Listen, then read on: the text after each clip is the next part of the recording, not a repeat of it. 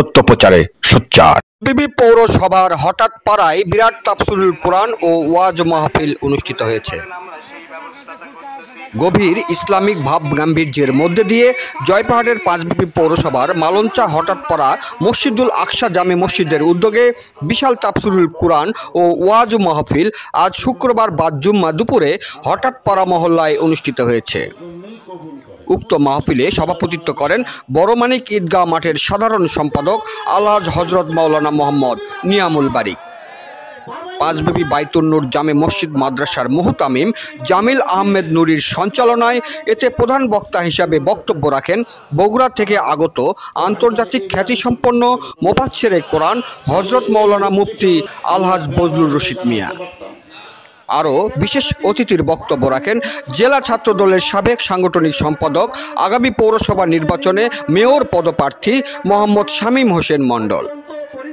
দিনের বেলায় উক্ত কোরআনের মাহফিলে দলে দলে হাজার হাজার ধর্মপ্রাণ মুসল্লিগণ নারী পুরুষ যোগদান করে দোজাহানের অশেষ সোয়াব হাসিল করেন। জয়পুরহাট থেকে জেলা প্রতিনিধি মোহাম্মদ দবিরুল ইসলামের report, DD channel news desk. Jamaat আমরা আন্দোলন সংগ্রাম করে আজকে আপনাদের সামনে আসার সুযোগ পেয়েছি। এই উপস্থিতি আপনারা আমাদের জন্য দোয়া করবেন, আগামীতে যেন আমরা রাষ্ট্র পরিচালনা করার সুযোগ পাই, এই সুযোগটি আপনারা আমাদেরকে দেবেন। আজকে মুসল্লিদের উদ্দেশ্যে বলবো, সেটি হলো আমরা অনেকে ব্যস্ততার মাঝে থাকি, কাজকর্মের মধ্যে থাকি, আমাদের সকলের নামাজ ঠিক মতো পড়া হয় না।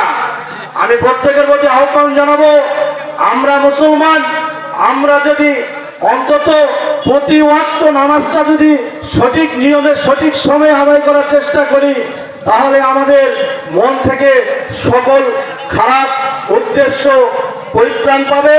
নামাজই একমাত্র মাধ্যম আমাদেরকে সঠিক পথে নিয়ে যাবে।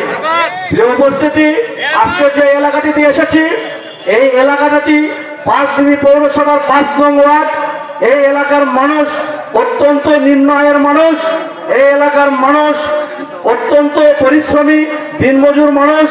যাই হোক, কমিটি আমাকে বলেছে এই মসজিদটি অবহেলিত। আমি আমার ব্যক্তিগত পক্ষ থেকে এই মসজিদ এবং ওয়াজ মাহফিলের জন্য 50,000 টাকা আমি ঘোষণা করছি। 50,000 টাকা আমি মসজিদ কমিটিকে নগদ ঘোষণা করলাম।